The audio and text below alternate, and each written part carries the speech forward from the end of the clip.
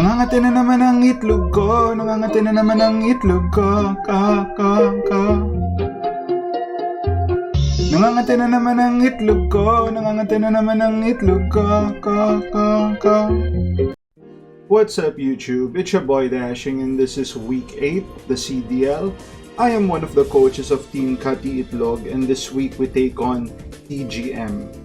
So it's gonna be me versus Trevor H, aka Big Trev, Haseen versus Sam D, and Alan versus Trevor T, aka Little Trev. So TGM is one of the best teams in the format, or in the league I guess. We are currently probably the top 2 teams, or the top second and third, within the top 3 definitely. So I think there's one team ahead of us and we're probably tied, more or less. It's hard to say because the doc is not updated. It's like a running gag of the season. The admins are very lazy when it comes to updating the doc. So it's hard to say who's ahead right now. But definitely both of us are locked into playoffs. We could lose this week, 6-0, and the next week and we'd still be in playoffs. So I guess in that sense this week doesn't really matter. It only matters in the sense that the top 2 teams get to go to, or get like a first round bye. Now us personally, we always get the bye because we are always we're actually usually top 1 in our division. But this season, it's been a wild one. A lot of misplays here and there, but that's beside the point. We are trying to get to that spot, but if we don't, it's fine. I guess it's more content for the viewers, more games, more content. But yeah, it is kinda like a feather in the cap, I guess, to have a record of always being top cut in that sense. So basically that's the order of the games gonna be played: me versus Big Trev, Haseen versus Sam, and Alan versus Little Trev. So we got here, Trev is actually using like a stall team. He actually made trades during like week 5 to go full stall. I'll talk about that later on, but I do have a bad reputation of losing to stall, at least on the ladder. I don't really fully understand like how to beat it, I guess. But when I did my mocks for this game, I had a hard time losing. I'd normally win like 6-0, if not 5-0, if my opponent gets some hacks on me or they bring some heat sets. But yeah, usually the game looks free. Looking at team preview, it looks more free than I thought. No ground types, meaning Coco just bops everything here. If I get like a CM, everything is pretty much O-code except for the Lugia, unless it's like multi-scale broken or Scarm sturdy. But yeah, without further ado, let's check out the game. Looking at team preview, I feel like the Scarm is the lead, but I kinda wanna lead Coco because it just destroys everything. But in case Scarm is the lead, I want to go Claydol just to guarantee that I can get rocks up. And we would at least force him to get a defog off, defogging his own rocks. Because he can't really switch into Sableye to like bounce them off since it's not Mega yet. So he actually leads Sableye on the Claydol. Goes for Mega, predicting the rocks. I go for a Reflect here, predicting the turn 1 foul play. He makes a good read on the Toxic. I set up a Safeguard here, preventing my next mon to be Toxic. If you think about it, Sableye is probably rocking, I would say, foul play, recover, foul play, recover, maybe Willow for the Necro, because if he doesn't have Willow, Necro has a chance to like just sweep, unless he's very defensive on Mandibuzz. He goes for Pex as I teleport out to Coco. T-Bolt is free here. I wonder if he was gonna switch. He actually makes a smart play not switching. because whatever he would switch into, if he went to the Skarm, Skarm is KO'd next turn, and this way he's able to get up a T-Spike, as well as bring in Skarm. Skarm's gonna be dropped to Sturdy, the Discharge, Whirlwinds me out on the Necro. That's kind of good for me. It's one of my, actually only Vaporeon would have been poisoned since my other mons are like immune to like ground. We go for a knockoff here. We don't have any speed investment, so that reveals that the what they call this, the Skarm has no speed as well. He goes for a Willow there. We kind of predicted that going to the Claydol. We set up another safeguard here. He does reveal the foul play. So that's already 3 moves. So I would guess the third move is recover, because you're not gonna run Mega Sableye without recover. So he goes for a foul play there, goes for another foul play. We are out of range, teleport out, Moltres is here. We go for a nasty plot here. I kinda just went Moltres instead of Coco. I guess because the T-Spikes are still there. And in our mocks, Moltres was always the main win con, because it didn't matter if he had Gastrodon or the other mons. Moltres just beats everything. We go for a taunt here, predicting a toxic or not a toxic, but possible wish passing. Just not to complicate the game further. We just go for a taunt there, or if he wanted to set up his own screens. I'm not sure if it gets screens, but yeah. We go for an Air Slash here. He goes for another HP, I would think Ice for the Shaman. He switches out here. I go for another Nasty Plot. Since I believe he was still taunted there, I go for a Nasty Plot, seeing that it's free. And +4 Nasty Plot is definitely gonna bop the Sableye. We take it out, get some lefties. Mandibus comes in. I go for a taunt, predicting it to throw out a toxic since we don't have a safeguard anymore. He just goes for a U-turn, probably revealing that he doesn't have toxic. So it's probably just U-turn, maybe knock off, maybe Bruce, foul play.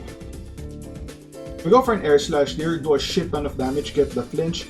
I mean, flinch doesn't really matter, right? Unless, he went for a toxic there. But at this point, the game is going to be wrapped up. Go for an Air Slash there. Crit doesn't really matter at this point. Unless, we could always bring out another mon. It will only matter if we get like a 6-0 versus like a 5-0. But yeah, we're okay just spamming Fiery Wrath here. We get the Berserk twice, +6, Fiery Wrath. That's gonna be GG. It's dashing. A very satisfying win versus one of the best players in our bracket, at least. He was currently undefeated until this point. So yeah, I mean, it's kind of hard to say because, the first 5 weeks he had like a pretty balanced team, and then he went full stall in the later half. I got to talk to him after the game. He mentioned that part of the rules of the trading prevented him to get the mons he wanted. So he wanted to like make everyone suffer, if I can't have my team, you guys are not gonna have a good time as well. So he brought stall.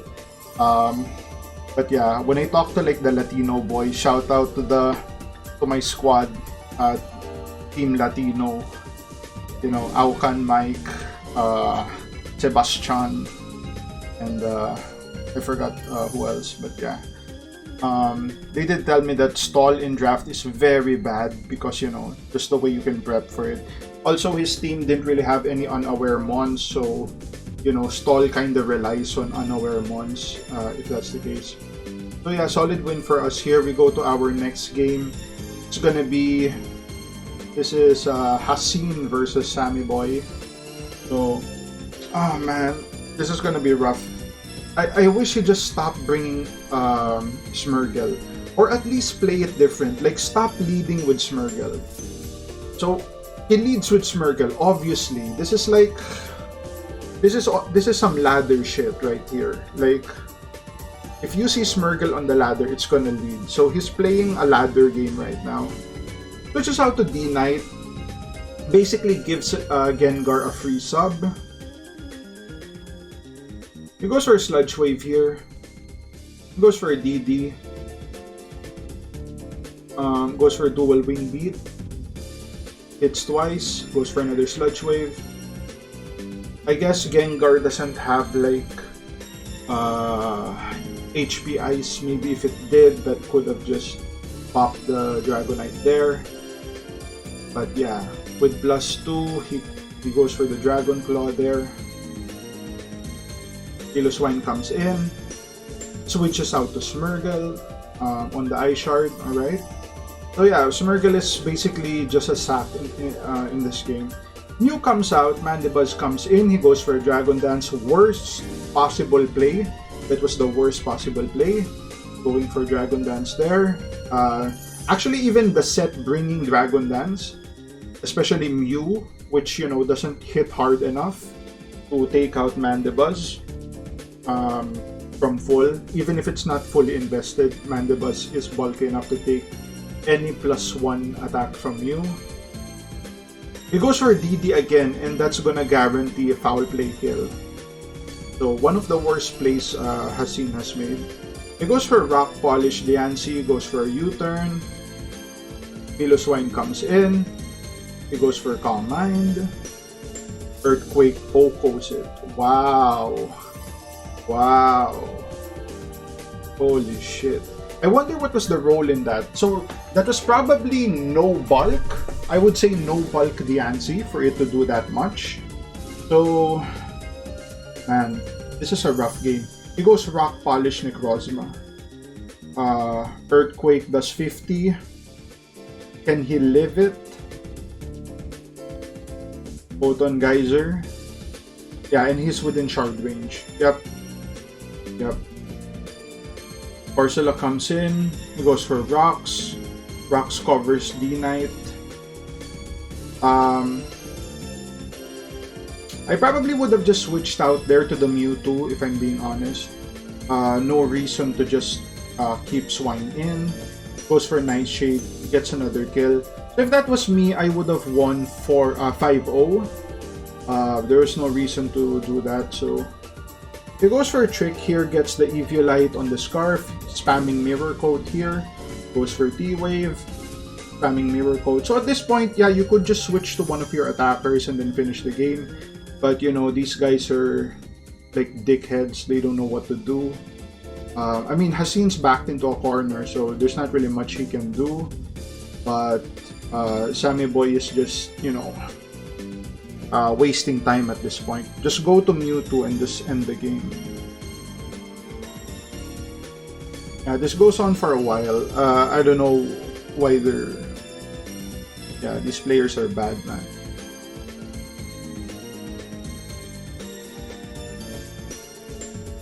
I think he wants to just force Hassin to switch out to the D-Knight and paralyze it, but yeah. Them boys are weird. Tricks back the Eviolite. I don't know why. Hassin, I guess Hassin had enough with this game. He just, you know, wants to sack the Dragonite here. Falls to the Volt Switch. Mandibuzz comes in. Ursula comes in. Goes for a Defog. I mean, why? Right? What? Is he just like showing off the complete moveset or what's going on? Goes for Willow. Yeah. This game lasted for like, I don't know, 15-20 more turns than it should have. Props to Hassin, he gets another kill. Oh my god. I mean, it was honestly just a misplay. That was very generous of Sam not winning 5-0, because that was an easy 5-0 game. And he won 3-0, so you know, that's good for us. Very poor plays from Hassin. He brought like what did he do? He brought 4 setup mons, right? DD Mew, DD, D-Knight, Rock Polish, Diancie, and Necro. Oh my god. What is this team? Holy shit. But yeah, it doesn't work out for him here. You don't really build those, especially if you're facing a mon like, you know, Mandibus that can just foul play you to death, as well as, you know, the Pillow Swine where he didn't really have coverage for that. I'm surprised he didn't go for like a steel strike on the Pillow Swine. That made no sense. I think he went for Geyser, right? So even if he switched to the Mandibuzz, he just got like a free turn there. But yeah, it's weird, man. Horrible plays from Haseen. So that leads us to our last game. It's gonna be Alan versus Lil Trev. This game was very complicated. There was some bullshit that happened within the management of the league. Basically, we made some trades to have Mega Blastoise, but apparently the admins approved the trade, but the document says that we can't have like 2 Ubers, and it's an Uber. So they kind of ended the game because of a technicality, and then there was like a decision that they had to, like, Alan had to make some trades to like change up the team again.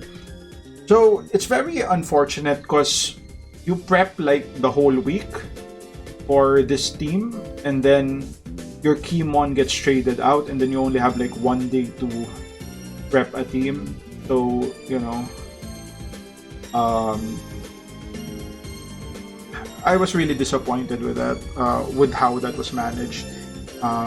The level of incompetence in this league is like up there with any league I've been to. It's unheard of.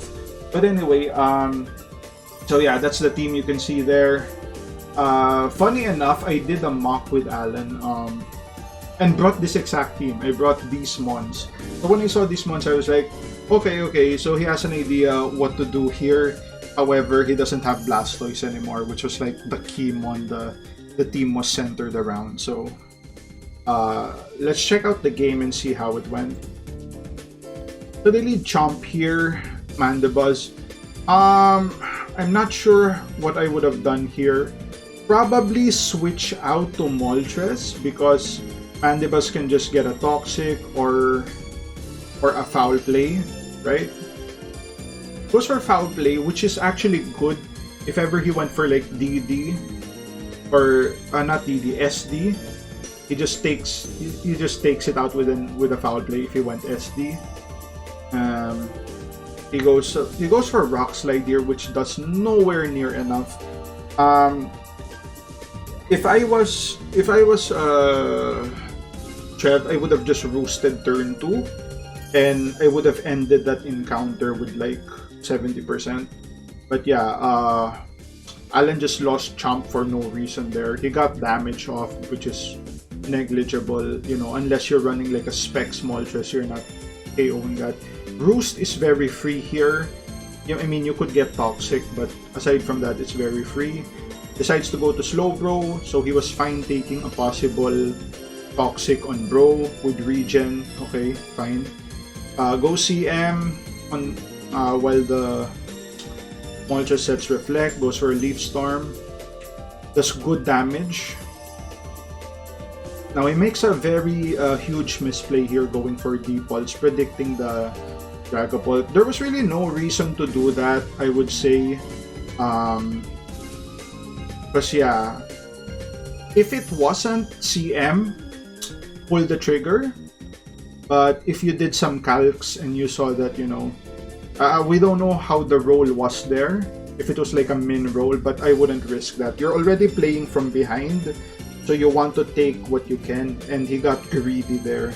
So a bad play from Alan there. Brings out Poltegeist, goes for a Smash. Goes Scald. Goes Giga Drain. Alright. Brings out Mandibuzz. Goes for a Shadow Ball. Um, that was unfortunate that it lived that. So maybe if he had like stone edge on the chomp or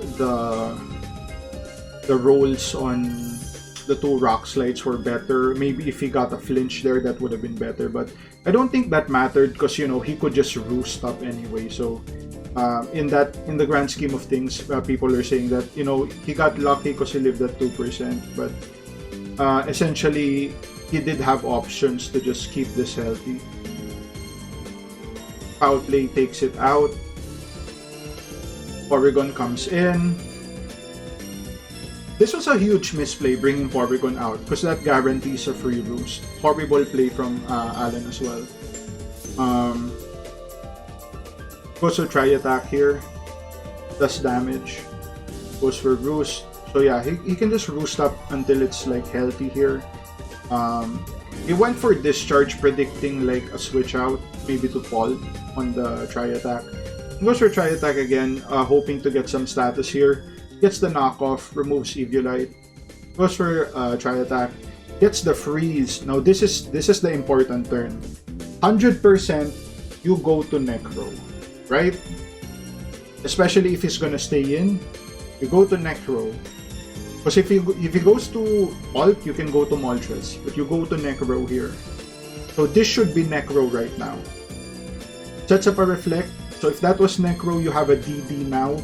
And DD Necro just beats the team, right? Yeah, everything gets OHKO'd. And Dragapult can't OHKO. Lucario dies. Tundi dies. Yeah. Provided this is not Scarf. So yeah, he actually sets up a Reflect. U-turns out, goes for a Defog here, removes the screen. He goes DD here, gets foul played. Horrible plays. I think that's the difficult part here. When you're frozen, you kinda don't really know when you're gonna thaw. So the best play to do is take advantage of the turns as much as possible. I think he already revealed Defog. If I'm not sure about that, but maybe. Oh no, not yet. So maybe he was banking on Mandy not having Defog. But yeah, he had Defog. So when you get freezes like that, the best play is to just, set up as soon as possible. The more turns you have, the more opportunities you're giving them for thawing up. So yeah, Mandy is just able to keep roosting here. He keeps going try attack. Hoping for another freeze, but even if he gets the freeze, he can't win. There's no winning this game. No winning this game. Especially since Pori already has the Eviolite knocked off.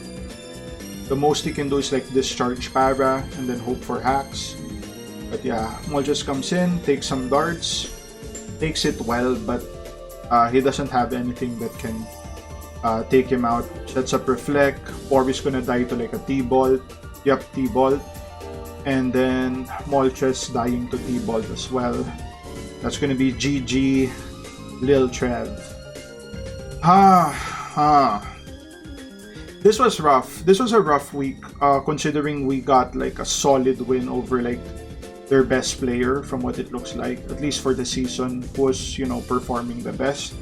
And then our other teammates, I don't really blame Alan that much because his team got scrapped and he had to like rally last minute. Although there were opportunities there to like win the game, but Hasin's game, holy shit, oh my god, set up on 4 months that basically couldn't break anything. I don't know about that. That was some poor prep, some very poor prep. But yeah, so I don't know what's gonna happen here. We're probably not gonna make top 2 anymore, even if we destroy the next team, which is questionable as well.